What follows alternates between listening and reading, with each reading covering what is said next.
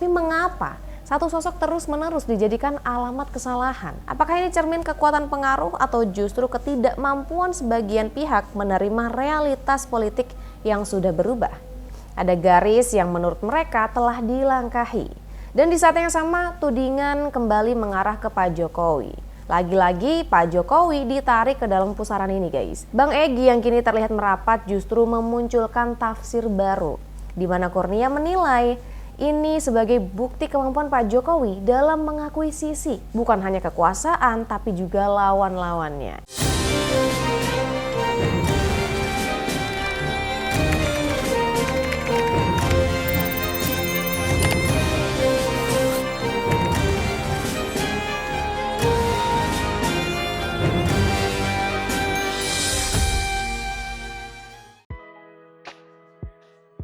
Segera dapatkan Fofavi milikmu guys, sudah tersedia di e-commerce.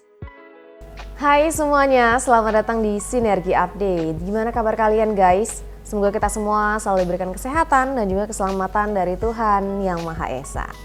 Guys, pendiri TPUA Habib Rizik Syihab disebut sangat marah ya menyikapi sikap Egy ini guys. Kurnia di situ menyebut reaksinya bukan sekedar kecewa, tapi extremely upset katanya. Sekaligus menguatkan mereka yang merasa dikhianati. Ada garis yang menurut mereka telah dilangkahi. Dan di saat yang sama, tudingan kembali mengarah ke Pak Jokowi. Lagi-lagi Pak Jokowi ditarik ke dalam pusaran ini guys.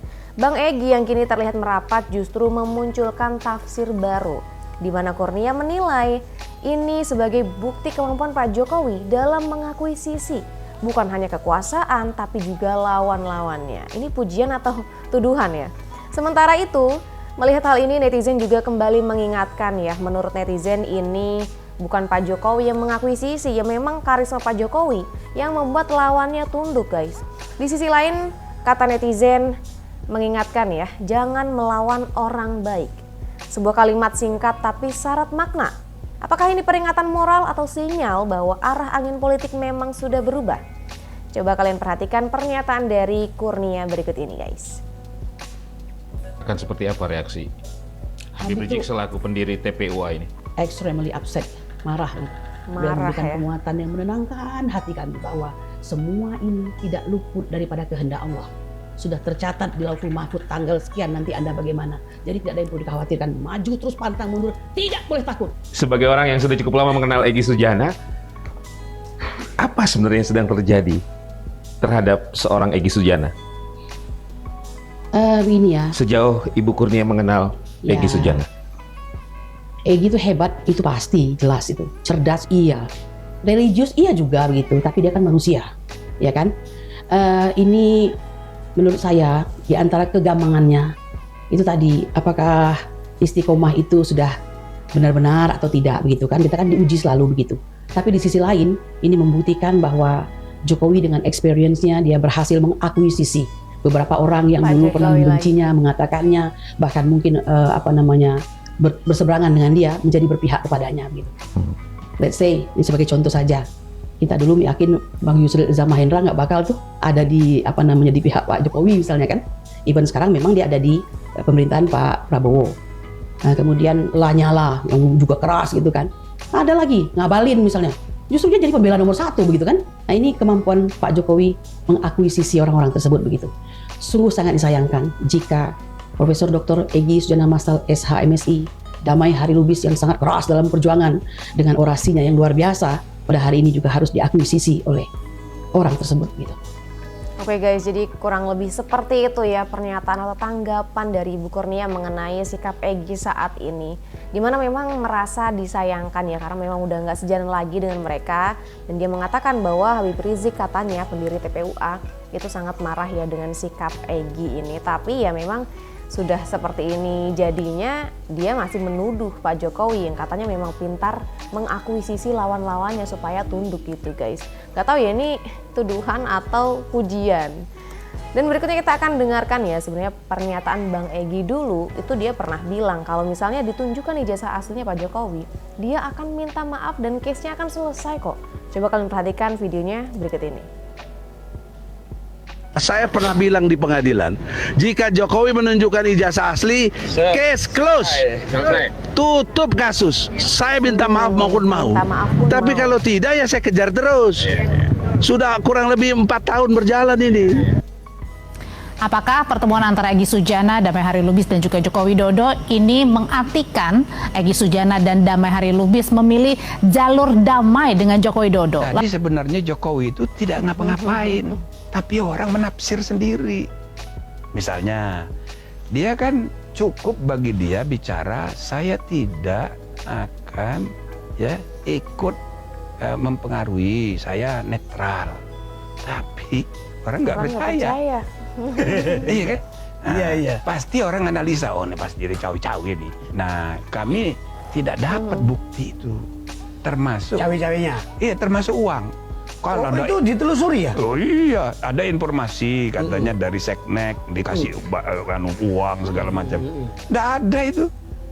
Jadi ini hoax semua. 90% berita di dunia maya ini kan hoax. Itu namanya post truth itu begitu.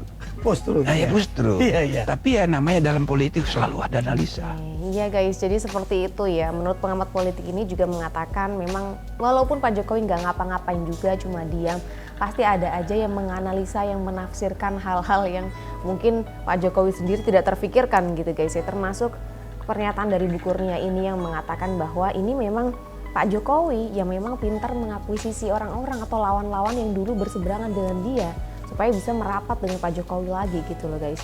Ya kalian bisa nilai sendirilah kira-kira pernyataan itu ada benarnya atau tidak gitu ya. Dan berikutnya kita akan dengarkan bagaimana komentar terakhir dari netizen berikut ini. Pak Jokowi berharap agar Polda Metro Jaya menyelesaikan kasus Egy Sujana dan Damai Hari Lubis untuk mendapatkan RJ ya, atau restoratif justice, atau mungkin bisa kita sebut dengan perdamaian. Namun yang kita lihat di media kawan-kawan luar biasa. Ya, Ketika isunya Bang melenceng Egy kemana-mana ya.